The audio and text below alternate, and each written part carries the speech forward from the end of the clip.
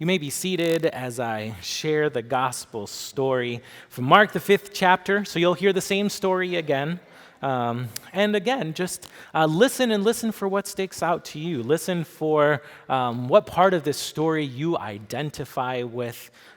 There's a lot of good sermons I can preach from this, and I only get one. So maybe you can preach yourself a little sermon as you listen to the story.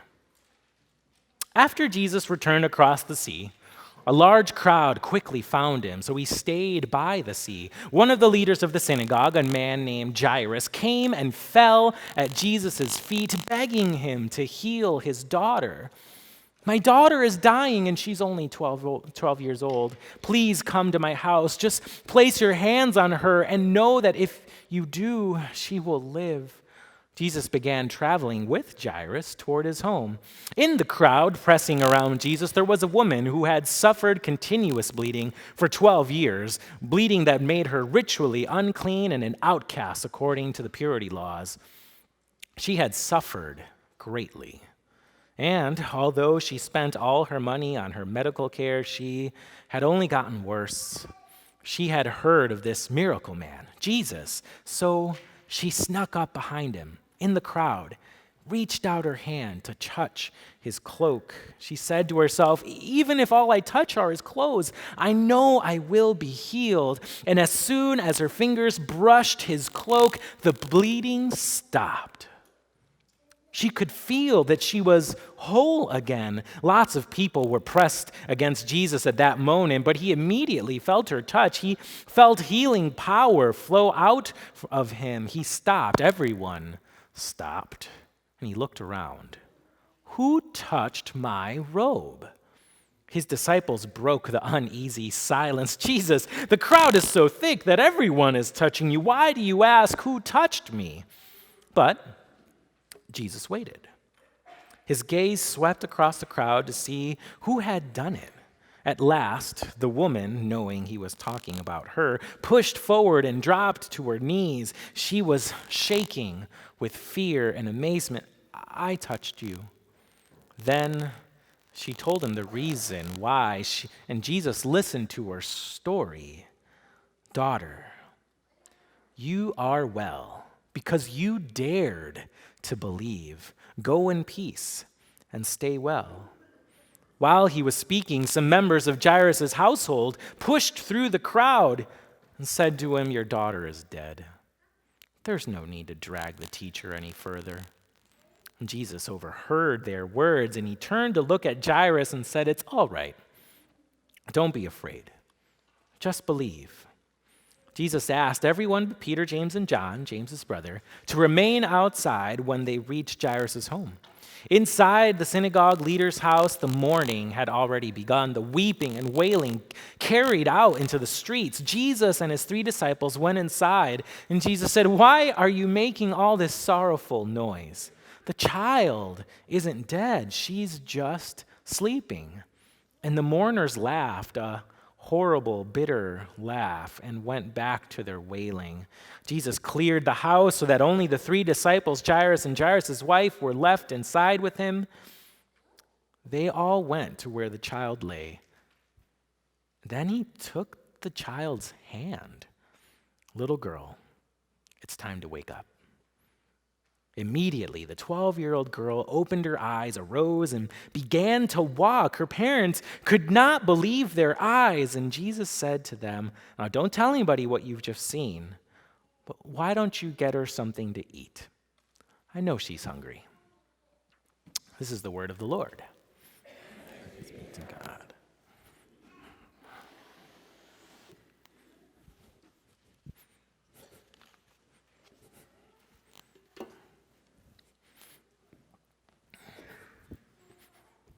All right, so I think this is my favorite story in all of Scripture. There's so much here. I wasn't even expecting to preach today, and so I had a lot to figure out yesterday, and I think I have 3 or 4 different sermons, but I'll just pick one. Because, there's a lot that happens here. There's so many things that Jesus does that are absolutely wrong, that he shouldn't do. he shows up, and there's a crowd gathering, and this prominent man, the man who's in charge of the church, in charge of the synagogue, comes to him and kneels at his feet and pleads for help. Now, leader of the synagogue, these are the people who have been chastising Jesus for what he's been doing. And, well, Jesus is going to go to his house. That's a risk. But then, okay, so he's following this prominent figure. And as he's following this prominent figure to his home, he decides to just stop.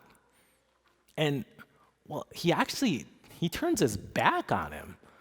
He turns his back on Jairus, this prominent figure, to allow for space for this woman. Okay, so first of all, a respected leader shouldn't stop to speak with a woman in public at this point in time, let alone acknowledge that she touched him. Right, so a woman who's been unclean. So in those times, if you're unclean, that means that your relationship with God has been tainted, either by something you've done or because of who you are or your status, or for her, it's because she had been sick and bleeding for 12 years. So there was something wrong with her relationship with God, so they thought. And because she had that broken relationship with God, it was infectious too. So even if that woman were to touch somebody else, that person's relationship with God would be broken as well. And Jesus decides to stop and say, "Who touched me?" And wait until that woman, the woman who's not allowed to touch anybody for fear of breaking your relationship with God, he waits until the crowd opens up and she's the one who has to say, "It was me." Now, here's another interesting thing, right? So it says as soon as she touched him, her body was healed. She felt it, he felt it. So the story could have stopped there. She was healed. She's fine. She could have gone on her way and wouldn't need to call her out in the crowd, but Jesus instead decided to stop, to call her out, to acknowledge that he was touched by her, and then to hear her story. This public figure, this man who's known as a leader, stops and takes the time to listen to her story, to her whole story. In some translations, it says he listens to her whole truth. It doesn't say what she says, but I imagine there was a lot to that story. For a woman who had been cast aside by her friends, cast aside by her family, told that she was not worthy, that her relationship with God was broken for some reason, this is a woman who was used to just being ignored at best. Ignored at best. And Jesus stops to listen to her whole story in front of the whole community. In front of the whole community, tearing down this barrier that says women aren't good enough, tearing down a barrier that says something that's wrong with your body might ruin your relationship with God or some sort of a punishment from God. Jesus says, no, absolutely not. That this woman is also a child of God, deserving of love, deserving of her story to be listened to, and her healing is not done with just her body, but her healing has to be completed by bringing her back into the community.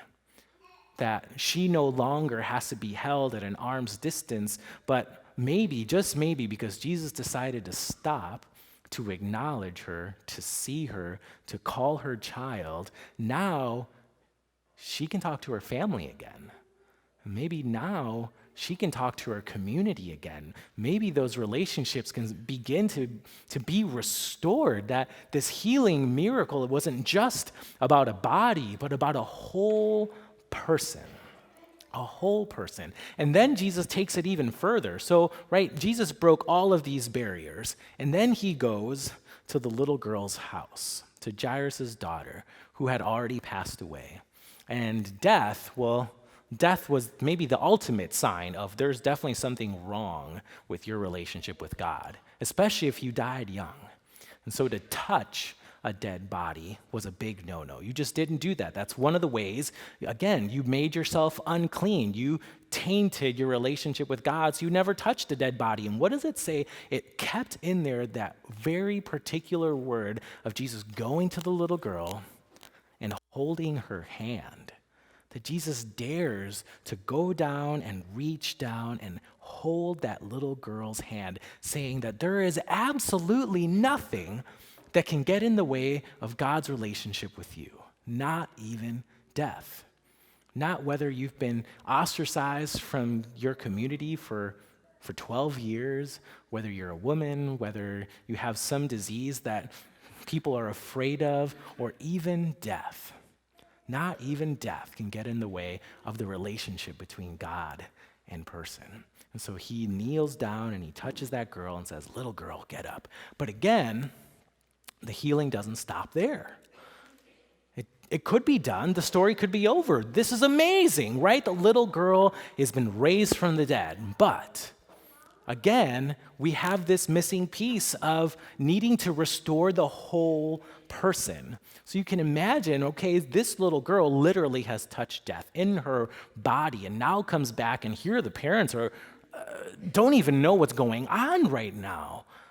How is this possible? And I could see that maybe their relationship would now be distorted, tainted, especially as a leader of the synagogue. He would have known the purity rules and thought, well, is she broken now?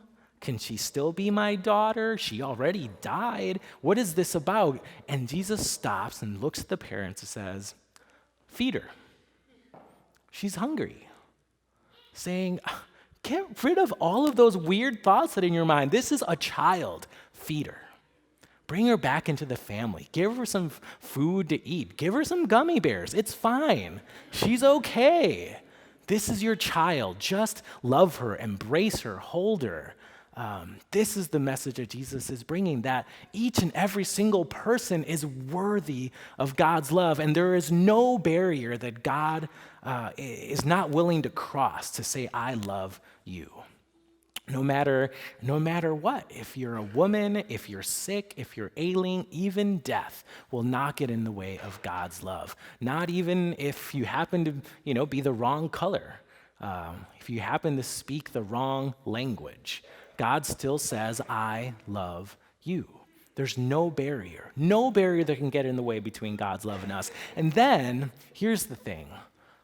The only thing that's required is just the hem, just the little edge of Jesus' cloak, not even his actual body. Just the edge of his clothes is what's necessary to provide healing, and that is what the church is. We are just the hem of Jesus' cloak. And God is at work bringing healing and restoration to the world through us. That here in these waters of baptism, God says, "Yep, I have torn down every possible barrier between me and you, even death."